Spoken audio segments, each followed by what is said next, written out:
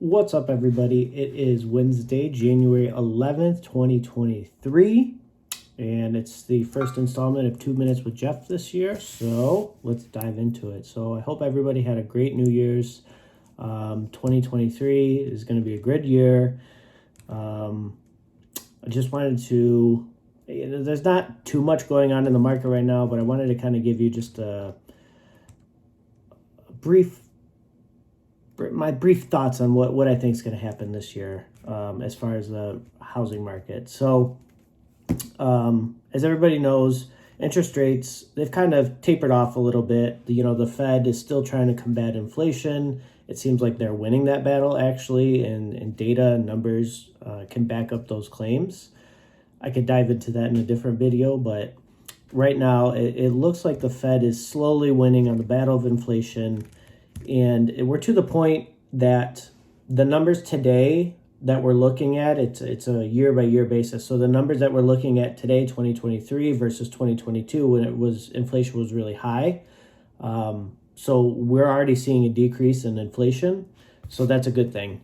Because as we know, the Fed over the past year, well, maybe like year and a quarter, I would say, has been kind of raising the rates pretty aggressively in order to combat inflation. It seems like it's been working.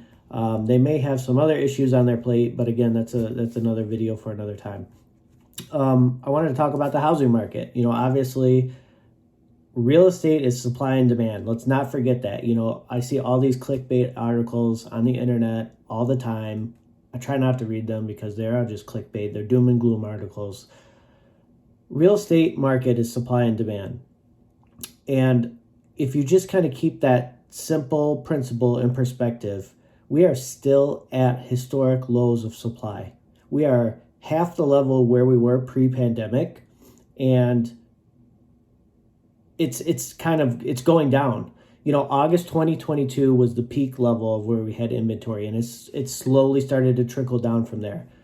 A couple factors that the housing market kind of cooled off, and buyers, with rates being raised so aggressively at that time, buyers kind of took a step back because they weren't really sure what direction things were going to go. And, the number of homes that sold at that time started to slow down. So sellers kind of, pumped the brakes too. So that's why we didn't have a lot of new listings hit the market at that time. Since then, it's dipped down. The amount of inventory has gone down. And like I said, it's supply and demand. So we don't have a lot of inventory. We're getting back to low levels of inventory. Buyers are starting to figure out that interest rates have kind of flattened out. We're not seeing crazy increases like we saw 2022 where, interest rates were going up at, a quarter, 0.5%, weeks at a time. It was crazy for a bit, but we've kind of seen the playing field kind of level out for a good period of time now. And I think buyers are going to get a little bit more confidence that right now, this is kind of where interest rates are going to be. They're not kind of going to go up in a crazy way. They may go up a little bit. They may go down a little bit. There might be slight fluctuation, but we're kind of going to stay in like a channel, like a range of where interest rates are. They're going to be in here, and then they just kind of might bounce up and down, off the two ranges. So I think that's a good thing. I think that buyers are going to kind of figure that out, and they're going to be back out there.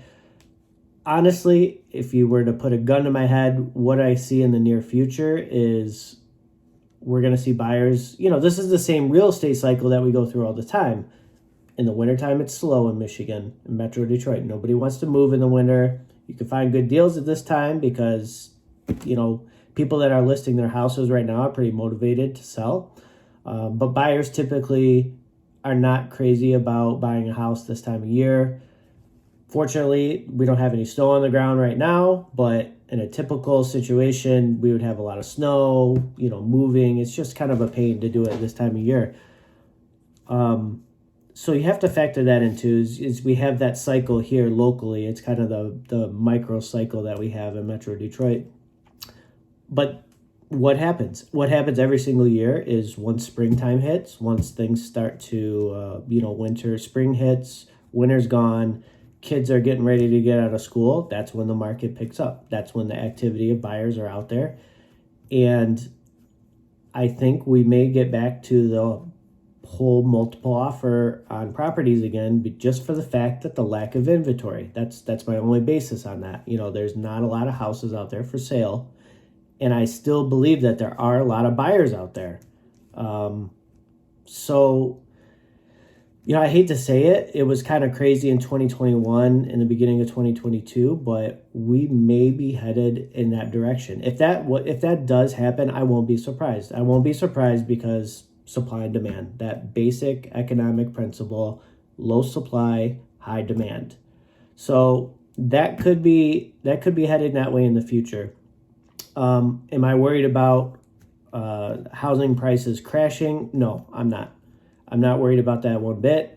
I think it was a small probability for that to happen. If we were to hit a recession, which people could argue, which I do agree with the traditional definition of recession of 3 negative quarters of negative GDP growth. So we already hit that before.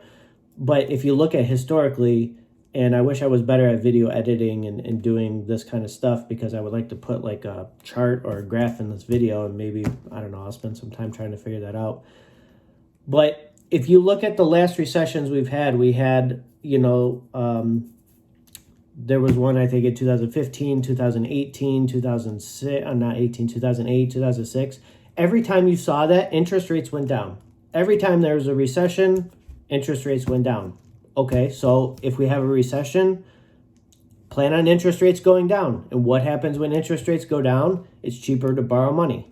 There's going to be more buyers out there if interest rates go down. Another interesting statistic I saw was 52%, all the homes in the United States just averaged out. This is not just Metro Detroit or Detroit or whatever. Average out through the United States. The average equity homeowners have in their home is 52%. So they're saying that 48% of the home value is leveraged with debt, but 52% is equity.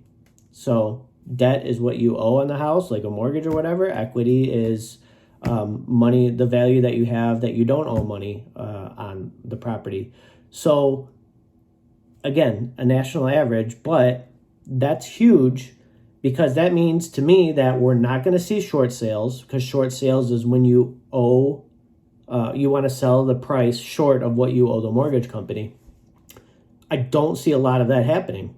If it's just, I don't know what the micro numbers are for Metro Detroit, but just, nationally, if the average homeowner has 52% equity in their house, there are not going to be any short sales.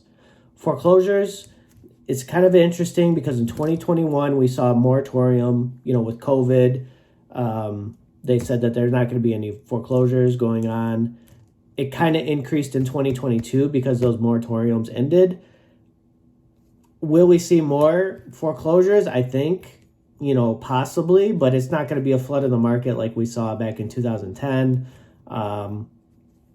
So, I guess I'm pretty positive. I have a pretty positive outlook for 2023. I think it's going to be the buyer's year for sure. I think buyers, it's a good time to buy. And I'm not just saying this because I'm a real estate person and I want you to buy a house and get a commission, none of that stuff. I'm actually giving you advice. I'm giving you advice that I believe in based on being an expert, looking at the numbers, looking at the trends, analyzing the data. If I told you, or if I were to think that it was not a good time to buy, I would tell you it's not a good time to buy. I've told sellers who are ready to sell, it's not a good time to sell. Don't sell. Let's not sell yet. Let's wait. Because that's what I'm here for. I'm here to have that meaningful relationship with you and people and my clients. And I want to give you the best advice I possibly can. Buyers, I think it's a good time to buy. I've been buying investment property. I bought 2 rental properties in the last quarter of 2022. So I think it's a good time to buy. I'm not worried about the market going down. I think buying, investment properties right now is good because I don't see the prices really falling. And investors know this, and I think the housing market's really not going to head in a downturn direction as far as, prices. So I found some good deals. I snatched them up. It's always a good time to buy investment properties if the numbers work. It doesn't matter what the interest rates are. It doesn't matter the purchase price. As long as the numbers work, it's always a good time to buy investment property. But going back to buyers, I really think that now is a good time to buy, and I think 2023, we could face some of the multiple offer kind of stuff. So, just kind of be prepared for that if 2023 is going to be the year that you want to buy. And sellers, it may be good for you, it may not be good for you. It's just going to kind of be based on a bunch of different things, but if you got that equity in the house and you want to leverage that on buying, something new, if you have 50% equity in your house and you're looking to buy your forever house, your step up house, it's a great time. It's a great time. So that's my thoughts. I know this video kind of ran a little long, but I wanted to share that with you. I got to get some graphs and charts in here so I can actually show you guys the data. I think that would be really helpful for a lot of people, just to kind of visualize, some of this data in like a graph or a chart form, because I'm a visual person. So if I see something, it's a lot easier for me to absorb it and learn it and understand it. So maybe I'll try to work on that. But until then, I hope everybody's having a great new year. I think 2023 is going to be a great year. So I'll catch you on the next video. Subscribe, like, click the bell, all that stuff the kids say. I don't really know too much. I just put it on YouTube. Hopefully, 10 people watch it. So have a great day. See ya.